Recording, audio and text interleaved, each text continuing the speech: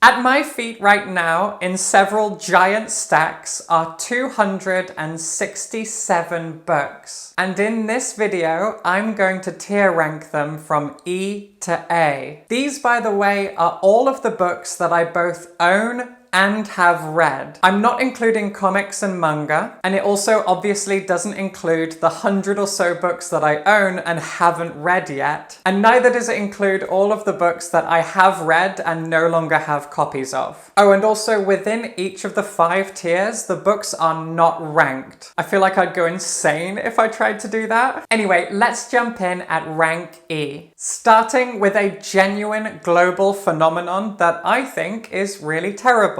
A Court of Thorns and Roses by Sarah J. Maas. What surprised me most when I read this book is the fact that it's boring. I didn't expect it to be dull. I thought it would at least be bad in a fun way, but it's not. It's desperately uninteresting. Then we have the worst book of 2024, and the competition's not even close. When the Moon Hatched by Sarah A. Parker, the most pretentious, derivative, dreadfully written work of romantasy I've ever read in my life. Quicksilver by Callie Hart, a book that promised a lot and started off good before turning itself into a Court of Thorns and Roses fan fiction. The audacity of this thing. And A Dark and Drowning Tide by Alison Saft, a book that I so was looking forward to. It covered so many genres and themes that I adore, and it was absolutely terrible. That's it for rank E. Only 4 books out of 267 because I usually don't keep bad books. I get rid of them. On to rank D, and we're kicking things off with The Waves by Virginia Woolf.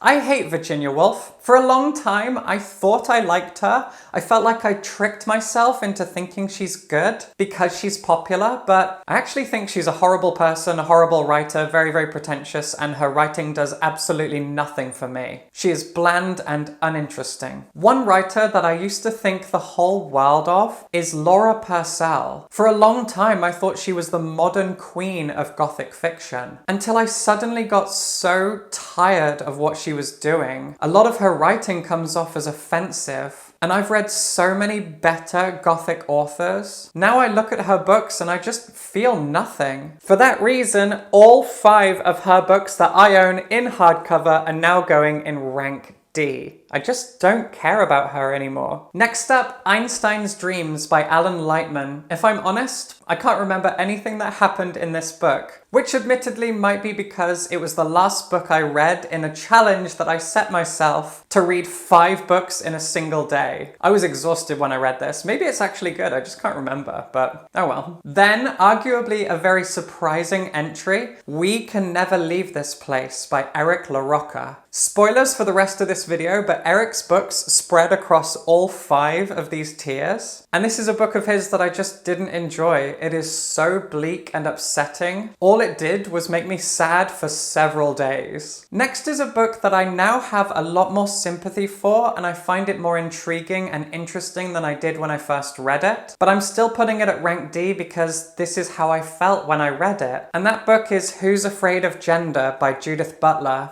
In the video I made about this book, I asked, who is it for? It's not for people like me, and it's not for the people who hate people like me. I have since realized that the majority of people actually fall in the middle between queer people and bigots, and this book is in fact for them. But as someone who is not them, I didn't really get anything out of this. A book that I feel really bad about putting in D tier is All the White Spaces by Ali Wilkes. And that's because I met Ali. I bought this book from her directly at an event. She signed it and she's really, really lovely. It's a very wintry, arguably Frankenstein-inspired horror novel, but unfortunately I found it really boring. A horror novel that I actually really enjoyed, but I admit doesn't really do anything. It doesn't really exist for any decent reason. It's just a thing that is there. Is The House That Horror Built by Christina Henry. I like Christina Henry's works. I think she's great. This one just, it doesn't do anything. I liked it.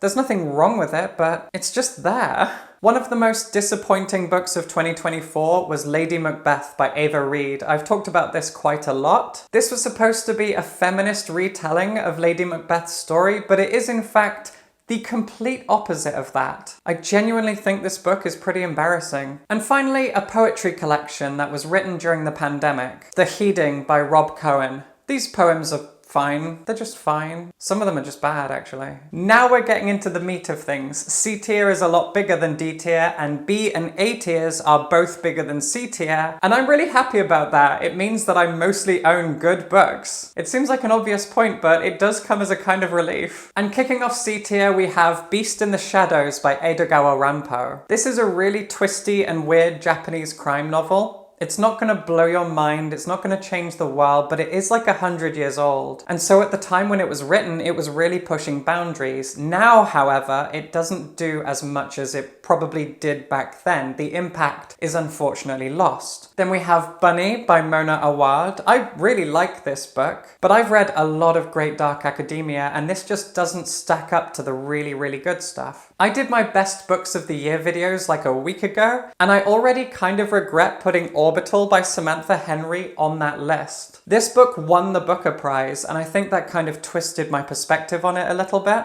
James by Percival Everett should have won the prize. And looking back on it, Orbital kind of left a bit of a bad taste in my mouth. It's a strangely apolitical novel. It is trying so hard to avoid saying anything interesting, and in that way it feels kind of shallow and empty. It's beautifully well written, and I did find it thought-provoking, but it's only really reminding me of thoughts I already have, not provoking new ones. It's fine. My first C-tier fantasy book is The Goblin Emperor by Catherine Addison. This book is really, really excellent, and depending on the day, I would put this on a different tier. Right now I'm feeling C-tier. At the time when I read it, I really appreciated how different it is as a work of fantasy. Now looking back on it, I just remember the moments where it felt like a real slog. This is probably a pretty Marmite book. You either love it or you hate it, and for that reason, I feel okay about it. I recently reread The Hunger Games, and it holds up pretty well. It's not bad. The new Seoul Park Jelly Massacre by Cho Ye-yeon it's pretty good. It's alright. Yeah. I liked it. Eric LaRocca going up to C tier with this one. You've Lost a Lot of Blood, a very, very clever novella within a novella that's also poetry and diary entries and a bunch of other crazy stuff. It's fun, it's clever, but it's not incredible. The North Water by Ian McGuire, a very, very masculine book that I admittedly had so much fun with because it's gritty and dark and action-packed. Bored Gay Werewolf by Tony Santarella, a really, really fun time that provokes a lot of thoughts about masculinity and tech bros and blah, blah, blah. It's not amazing, but it is a good time. Demonstrating how fickle all of this really is and how you shouldn't take it too seriously, I'm already second-guessing this choice. Strega by Joanna Leica Home. I really, really like this book. But as I was sorting out these piles, I was like, yeah, C tier. As Good as Dead by Holly Jackson. All three of the books in this trilogy are C tier. They are solid, clever, satisfying works of young adult thriller. They're not going to change the shape of the universe. She's not Agatha Christie. She's good. 10 Bridges I've Burnt by Brontez Purnell, a clever collection of very personal poetry. One of my favourite authors in the whole wide world, Sayaka Murata, but this is her weakest book in my opinion, Life Ceremony. A collection of short stories that serve as a really good introduction to her, but her works get so much better from here. 1984, a book I'm just kind of bored of now. This one's a little bit harsh, Sister Song by Lucy Holland, an historical novel that I really enjoyed at the time, but I hated the follow-up to this so much that I couldn't get through it, and now I just don't feel as good about this anymore. Page Boy by Elliot Page. I got this copy when I went to see Elliot Page get interviewed by Sean Fay. It was an incredible event and I'm so glad I went, but then I read the book and it's fine. It's, you know, as memoirs go, it's alright. Heads Will Roll by Josh Winning. This is a great example of how weird these tier lists are because I absolutely adored this book. I think it's such a great, really, really fun summer camp slasher novel. But I'm also very aware that it's not going to change the world. It's not doing anything really incredible, fresh and new. And so I feel like I'm torn between being objective and subjective, even though you can't be objective when it comes to this stuff. I think you understand what I mean. It's really, really, really good, but it won't change much. The Southern Book Club's Guide to Slaying Vampires by Grady Hendrix. Arguably his best book, but definitely not my favourite. The Honey Witch by Sidney J. Shields. Cozy fantasy, and that's about it. The Grace of Kings by Ken Liu. Incredible world building, but no characters. It's like watching a chess match. Controversial, maybe? Fourth Wing by Rebecca Yarros. A book so bad that I had an absolute blast reading it. The amount of fun that I had was A tier, but the quality of the book is E tier, so let's level it out to C. The other two books in the Holly Jackson trilogy, they're okay. The Collected Works of Franz Kafka. Now, don't worry, I'm a huge Kafka fan, and another book of his is higher on this list. The reason this is only at C tier is because the translation is so wooden and awkward and boring. The Ember Blade by Chris Wooding. I'm very grateful to this book for getting me back into fantasy this year, and it is a really fun, big, epic thing, but it's not half as good as his Ketty J books. Lucky Red by Claudia Cravens, a really fun queer western. You'll have a great time with it, but not much more. A Head Full of Ghosts by Paul Tremblay. I really like his work, but this, to my mind, isn't his best. Ink, Blood, Sister Scribe by Emma Turge, a book that when I first read it, I was absolutely bowled over by, but since then I've kind of forgotten it. It didn't leave much of an impression. It's just a really good, solid thing. The Song of Achilles by Madeline Miller. A really decent Greek historical retelling, but not much more than that. This genre has come a long way since this book came out. The Leviathan by Rosie Andrews. An insanely fun work of campy gothic historical fiction. But like a few other books I've mentioned, I don't remember the details of this. I just remember having a lot of fun, but that's kind of it. Immortality, a love story by Dana Schwartz. This is the sequel to Anatomy, a love story, which I thought was better. Luda by Grant Morrison. If you're a comic book fan, you will know this name. Grant Morrison is arguably the best comic book writer in the history of comic books. Actually, that's probably Alan Moore, but Grant Morrison's a close second. And his novel Luda is pretty good. The Cautious Traveler's Guide to the Wasteland by Sarah Brooks. This thing was fun. Yeah, I liked it. Dead End Memories by Banana Yoshimoto. I love her so much, but this is not her best work. Love Me Tender by Constance Dubray, a very, very powerful novel that I have since mostly forgotten, and that's annoying. An Education in Malice by S.T. Gibson. Fantastically sapphic, really, really good dark academia, but it's not pushing the boat out. It's not doing anything that hasn't been done already before, and often better. It's good. It's not great. Similarly, Hella and Death by Oscar Jensen is good. If you like crime fiction, you like murder mysteries, you're gonna have fun with this. Another S.T. Gibson book, A Dowry of Blood. This book is fun. It's really, really gorgeously well written. It's exciting, but that's kind of it. This one feels a little bit sacrilegious, but I feel how I feel. Carmilla by Sheridan Le Fanu. It's not Dracula. Clown in a Cornfield by Adam Cesare, a very good work of young adult horror fiction. Solid. Black Sheep by Rachel Harrison. A pretty original horror novel, but also one that isn't scary in the slightest, and that just really annoys me. Light from Uncommon Stars by Raika Aoki, one of the strangest and most original and fun novels you will ever read. But it does lack cohesion. The framing and setup and structure of the whole thing is just kind of irritating. Wild Embers, a poetry collection by Nikita Gill. My partner swears by Nikita Gill, and I think that she's just fine. Nettle Black by Nat Reeve. A fiercely original, very, very fun, silly, laugh out loud, hilarious, brilliantly witty, campy,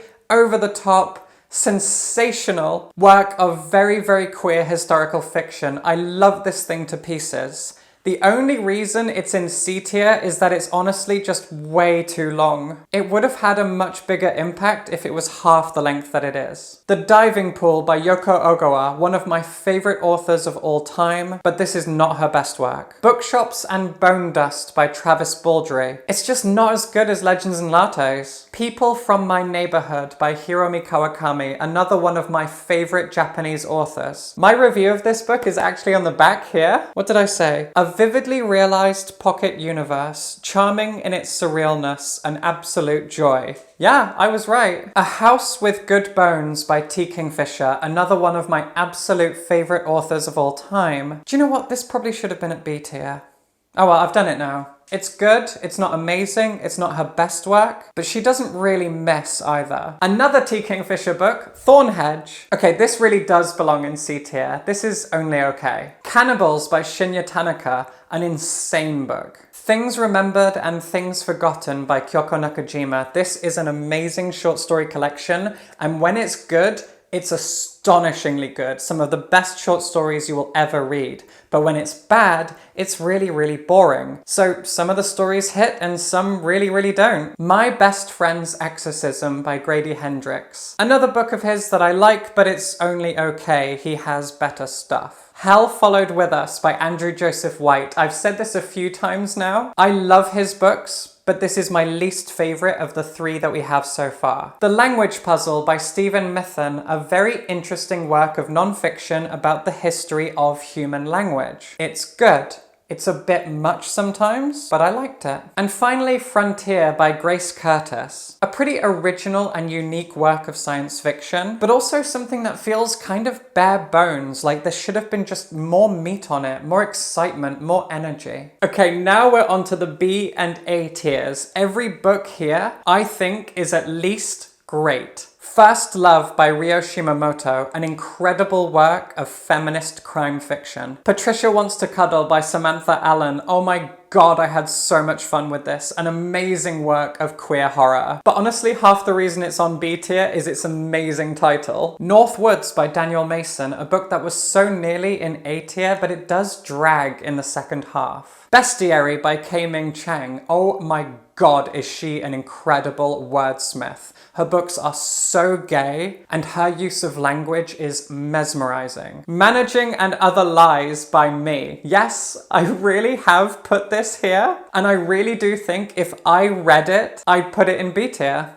That's what I honestly think of my own short story collection. These stories are great. They're not perfect. There's a lot that I would change about them now, but I still think they're great. Immortality, a love story by Dana Schwartz. Better than its sequel, and a really, really fun Frankenstein-y kind of historical novel. Compound Fracture by Andrew Joseph White. Better than Hell Followed With Us, but not quite as good as the one that's in A tier. This next one is another example of how arbitrary these lists can sometimes be. Jonathan Strange and Mr. Norrell. Honestly, I would put this in A tier if Susanna Clarke's second novel, Piranesi, didn't exist. But Piranesi is better than this, and so they can't both be in A tier if one is better than the other. By that logic, this has to go in B tier. I know, it's weird. Nine Fox Gambit by Yoon Ha Lee. Arguably the most insane work of science fiction you'll ever read in your entire life. Bloom by Delilah S. Dawson. A really, really twisted, dark, and nasty work of sapphic horror. What Moves the Dead by T. Kingfisher, a sequel to The Fall of the House of Usher by Edgar Allan Poe, and genuinely almost a masterpiece of horror. Not a River by one of my favorite authors of all time, Selva Almada. Not her best work, but truly excellent all the same. Fingersmith by Sarah Waters. Now, this copy is actually signed and dedicated to me because she was a judge on a poetry competition that I was in, and I made it into the book. She judged my poem worthy. And Fingersmith is arguably a masterpiece of queer historical fiction. The only reason I've put it in B tier is because it's a little bit too long. Also, as a side note, if you've read this book and you haven't watched Park Chan-wook's novel The Handmaiden, it is a Korean film adaptation of this novel and an absolute masterpiece of cinema. The Air Year by Caroline Bird, an amazing poetry collection that took my breath away. Orpheus Builds a Girl by my friend Heather Parry, an astonishing work of historical gothic fiction. Death of a Bookseller by Alice Slater. What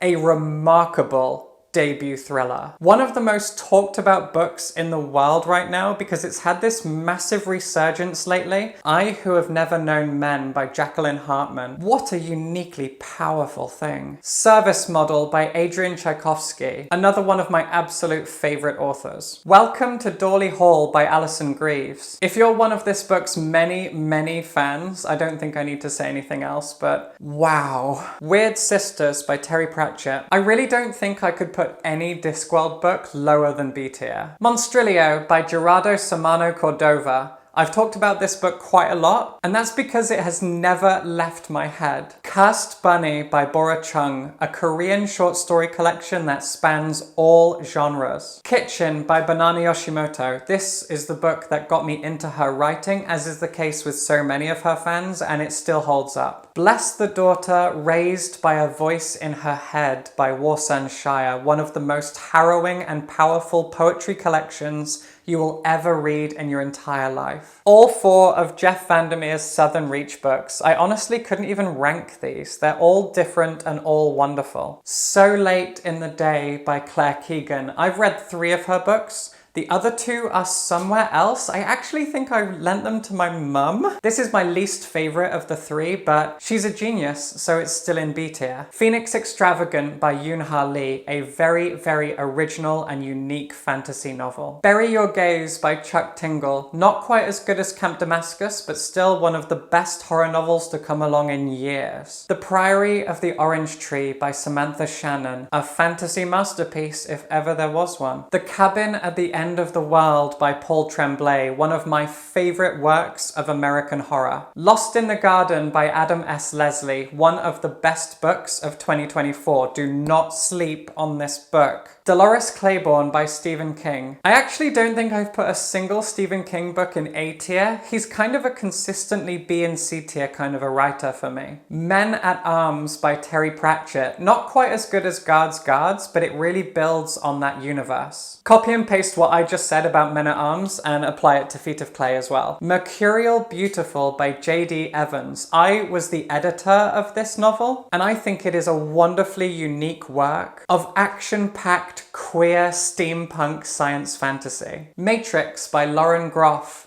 I really don't think I need to say a word. Everyone knows exactly how great this book is. Bad Cree by Jessica Johns, an astonishingly powerful work of Native American horror fiction. The Honjin Murders by Seishi Yokomizo. My review is on this as well, actually. What did I say? Never anything less than fun from beginning to end. A truly engrossing novel, a superb winter read. Damn straight. My favorite Grady Hendrix novel, How to Sell a Haunted House. Such a blast, such fantastic character writing. I love every page of this book. The Confessions of Franny Langton by Sarah Collins, another book where if you've read it, you get it. This thing is an amazing work of historical fiction. Starter Villain by John Scalzi. Not my favorite book of his, but he's another author who never ever misses. Now She Is Witch by Kirsty Logan. This was the first book that I read in 2023, I think. It was an amazing way to start the year off. The Cloisters by Katie Hayes. I really didn't expect to love this book as much as I do, but it is now one of my absolute favorite works of dark academia of all time. I think about this book a lot. The Manningtree Witches by A.K. Blakemore. Just like with Jonathan Strange and Mr. Norrell, this book would have been in A tier if her other book didn't exist. The Trees Grew Because I Bled There by Eric LaRocca, an astonishing short story collection. In fact, one of the most brutal collections of horror fiction you will ever read in your life. Graveyard Shift by M.L. Rio. Fans of If We Were Villains waited so long for this book, myself included, and it was worth it. Toward Eternity by my friend Anton Her. Anton is a celebrated Korean to English translator, and this is his debut novel. Please read this if you haven't.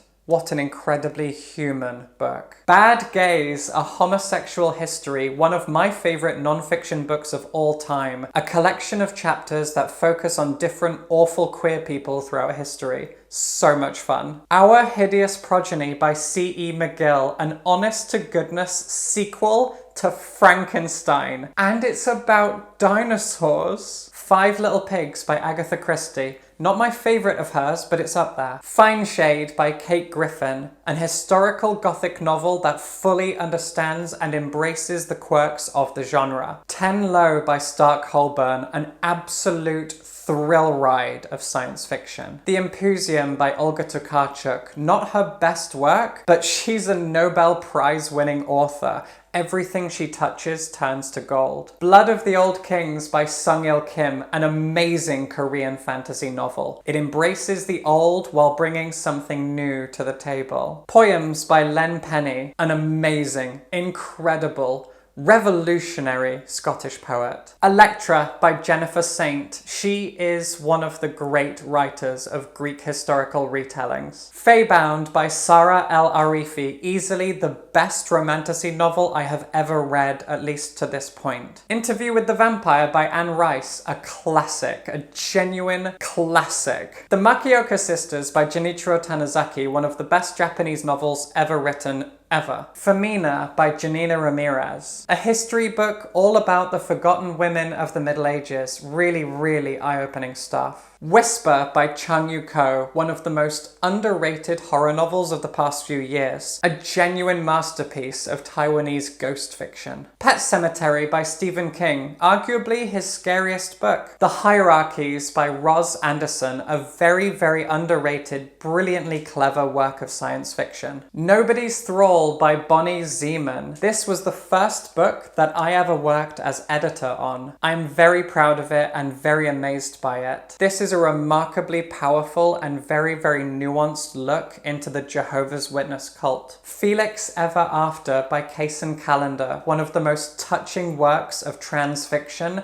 you will ever read in your entire life. If you can get your hands on it, because this book gets banned a lot in the US. Maggie's Grave by David Sodergren, a blood-soaked thrill ride of horror fiction. A Prayer for the Crown Shy by Becky Chambers. Not quite as good as the first book in this series, but still a wonderful meditation. The Swallowed Man by Edward Carey, a staggering retelling of the story of Pinocchio. Boulder by Eva Baltazar, one of the most impactful and tragic works of sapphic fiction you will ever read. A Closed and Common Orbit by Becky Chambers. Not as good as the first Wayfarer book, but still an amazing science fiction novel. Heaven by Miyako Kawakami, one of the most upsetting things I've ever read. I cried and I cried and I cried and I hated it and I hated it and I loved it and it's amazing. For Thy Great Pain, Have Mercy on My Little Pain by Victoria Mackenzie. This thing is really, really tiny and one of the most impactful works of historical fiction you will ever read in your entire life. Legends and Lattes by Travis Baldry, a masterpiece of cozy fantasy. And it's gay. Ancillary Justice by Anne Leckie. Wow, what an astonishing achievement of science fiction. A Woman of Pleasure by Kyoko Murata is one of the most impactful works of feminist Japanese fiction you'll ever read. The Ha by David Sodergren is proof that self-published horror fiction is where it's at. Atalanta by Jennifer Saint. This is her third Greek mythology retelling and proof that she just doesn't miss. She just keeps being brilliant. Old Man's War by John Scalzi, the first in a 7-book series, and I still haven't read the rest of them. I feel like an idiot. The Mark by Frida Isberg, an amazing Icelandic novel, and a really, really thought-provoking work of political fiction. The Fat Black Woman's Poems by Grace Nichols, some of the best poems you will ever read in a single collection. Boy Parts by Eliza Clark is one of the best debut novels you'll ever read, and a very, very proud member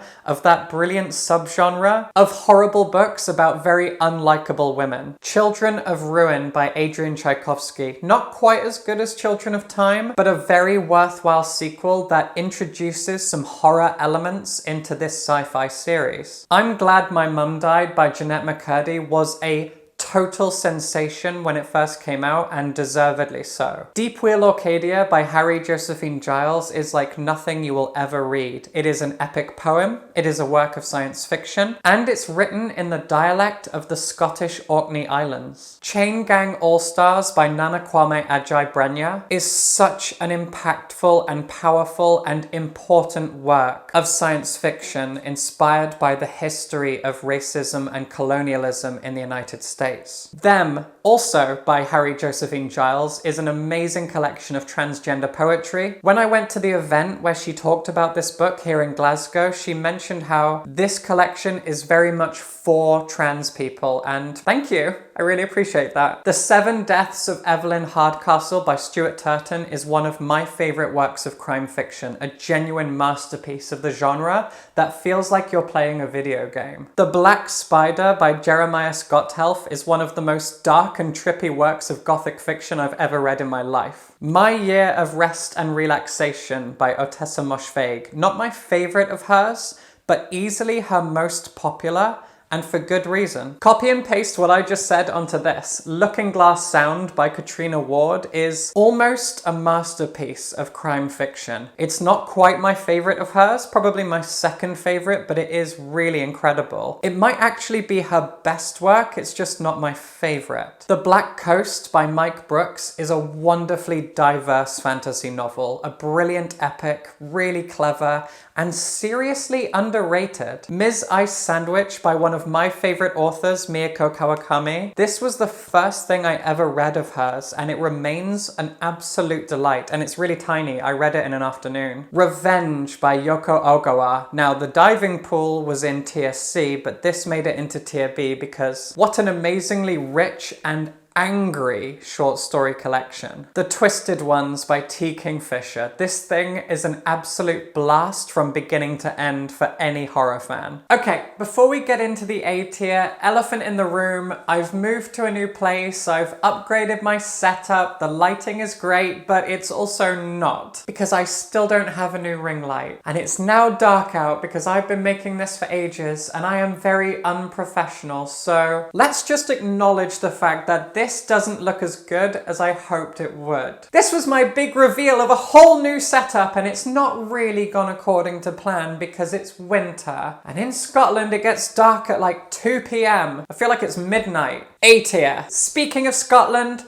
Poor Things by Alistair Gray. A masterpiece, one of the greatest things ever written by anyone, ever. An Artist of the Floating World by Kazuo Ishiguro. Spoiler alert, every book of his that I own is in A tier because he's my favourite writer and he's a fucking genius. Exhibit B, A Pale View of Hills. Exhibit C, Never Let Me Go. In Ascension by Martin McInnes. This was my favourite novel of 2023, one of the best works of science fiction I've ever read. I think about this book on a daily basis. Also Scottish. The Housekeeper and the Professor by Yoko Ogawa. I'm only now realising that she's had books in my C, B and A tiers. And this was one of the first Japanese novels I ever read in translation. It was the first book of hers that I ever read, and oh my goodness, what a wonderful story about love that isn't a love story. Aftershock by Zhang Ling, my favourite book in translation of 2024, one of the best Chinese novels I've ever read, and a masterpiece of character drama. Lincoln in the Bardo by George Saunders. This was the first American novel to win the Booker Prize, and it so deserved it. I love this thing. I've read it multiple times. I find it so hypnotizing. You Better Be Lightning by Andrea Gibson, maybe my favourite poetry collection ever. Friday Black by Nana Kwame Adjei-Brenyah. This is a short story collection, and the very first story in here is my favourite short story of all time. I love this thing. This is a very old collection of Wilfred Owen poems that I found in a charity shop. Wilfred Owen is one of my favourite poets. I really love this thing. If We Were Villains by M.L. Rio. If you've been a fan of my channel for any length of time, you'll probably know that this is in my top 5 favourite novels of all time and is my absolute favourite work of dark academia. To Be Taught If Fortunate by Becky Chambers. This is my favourite book of hers. A work of hard sci-fi, a very short little novella, and one of the most hopeful and beautiful things I've ever read. Minor Detail by Adanya Shibli. One of the most important things that you could read right now. I urge you to read this thing. You need to read this thing. Dune by Frank Herbert. It's Dune. Little by Edward Carey, also in my top 5 favourite novels of all time. This is an historical novel about the life of the woman who would grow up to become Madame Tussaud. A genuine masterpiece. The Adventures of China Iron by Gabriela Cabezon Camara. An amazing Argentinian novel and one of the gayest, most joyous things you'll ever read. An amazing historical adventure about lesbians going through the world of Argentina and having a blast. The Vaster Wilds by Lauren Groff. Oh my god, I have such happy memories of reading this book about a year ago after I moved up to Scotland. It is so beautiful, so tragic, and one of the most eloquently well-written things you'll ever read. Kindred by Octavia Butler, one of the few books on this list that I can just show you and move on because it's kindred. Alien Clay by Adrian Tchaikovsky. I've said before that his novel Children of Time is my favorite sci-fi novel. I actually think I prefer this now. It's incredible and so aggressively political. A Christmas Carol. A Christmas Carol. Exhibit D for Kazuo Ishiguro, Clara and the Sun. Yellowface by Rebecca F. Kuang. Spoiler alert, all of her books are in A tier because she's perfect. My Darling Dreadful Thing by Dutch author Johanna van Veen. An amazing dark work of sapphic gothic fiction. Bleak and insane and just off-the-wall crazy in the best way possible. The Tenant of Wildfell Hall. I spent years just ignoring Anne Bronte, which so many people do, and let me tell you, if you've also ignored Anne Bronte, you're making a mistake. I made a mistake and I'm telling you right now, fix it. Read this book. Hey, that's my iPod and copy of Perfume by Patrick Suskind. That is the most niche reference in the world. Tell me what it is in the comments. The Signalman, a tiny, terrifying short horror story by Charles Dickens. The Last House on Needless Street, my favorite Katrina Ward novel, and also her most popular, for good reason. Tell Me I'm Worthless by Alison Rumfitt. Now, I am 95% sure that Alison Rumfitt absolutely hates me, but I cannot deny this is a horror masterpiece, a queer masterpiece, one of the best horror novels anyone has ever written, ever. Camp Damascus by Chuck Tingle, my favorite horror novel. Out by Natsuo Kirino, one of the most unhinged and violent and dark works of Japanese fiction you'll ever read. Babel by R.F. Kuang. I already said she's perfect. She's perfect. The complete works of Edgar Allan Poe.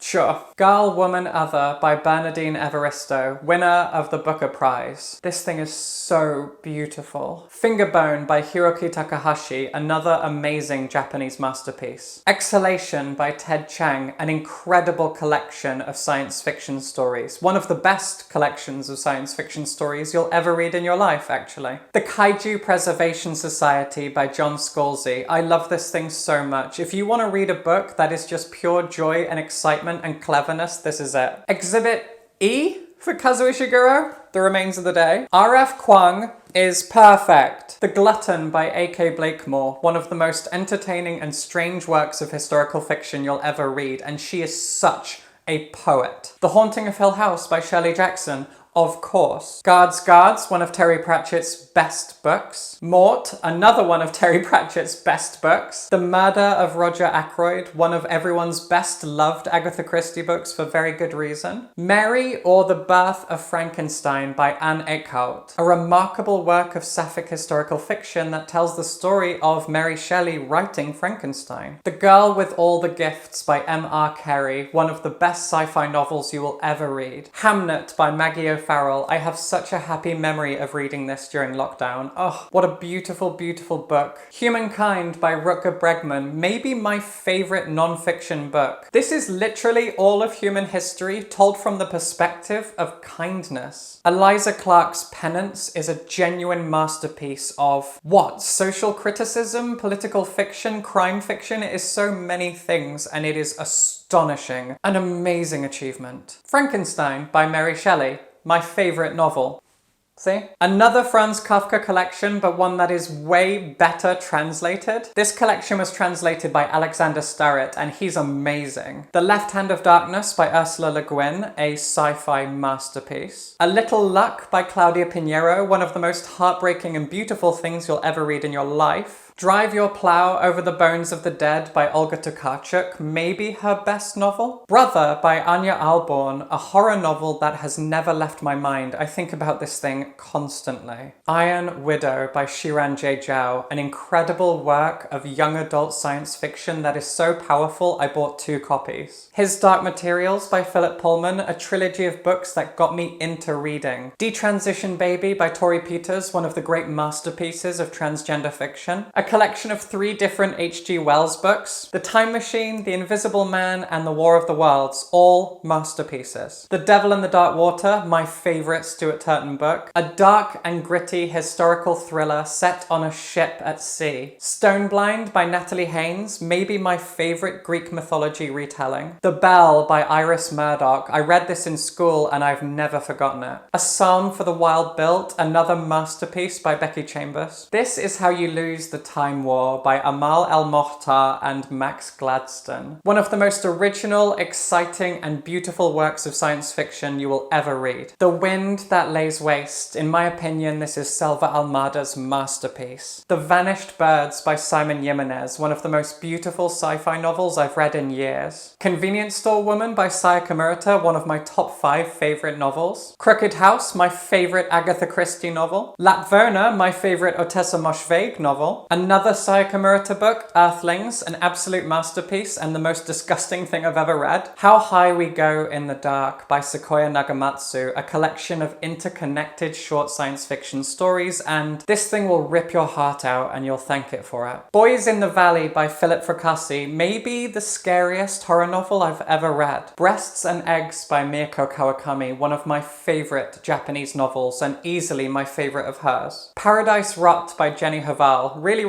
strange, really unsettling, and I love it to pieces. Sea of Tranquility, easily my favourite Emily St. John Mandel novel. Things Have Gotten Worse Since We Last Spoke by Eric LaRocca, still my favourite thing he's ever written. The City We Became by N.K. Jemisin, an amazing superhero comic book inspired work of urban fantasy. John Scalzi's Red Shirts might be the most fun I've ever had reading a book in my life. A must read for Star Trek fans. Grief Is the Thing with Feathers by Max Porter. I read this in one sitting in a Waterstones cafe like 10 years ago when it first came out and I've never forgotten it. The Long Way to a Small Angry Planet was the first Becky Chambers book I ever read and I didn't know sci-fi could be this beautiful. Simple Passion is the only Annie Ernaux book I actually own right now, but this could have been any of her books. She is an unmistakable genius. The Divine Comedy by Dante. I think this is my partner's copy, but yeah. Love it. Piranesi by Susanna Clarke has to be the most loved book ever. I've never met anyone who doesn't wholeheartedly adore this thing. Nettle and Bone by T. Kingfisher is a dark, horror-inspired fantasy adventure and I love it so dearly. 2 very different Mariana Enriquez books, a short story collection and a colossal epic. Both masterpieces. Andrew Joseph White has been in my C tier, my B tier, and now my A tier. The Spirit Bares Its Teeth is an amazing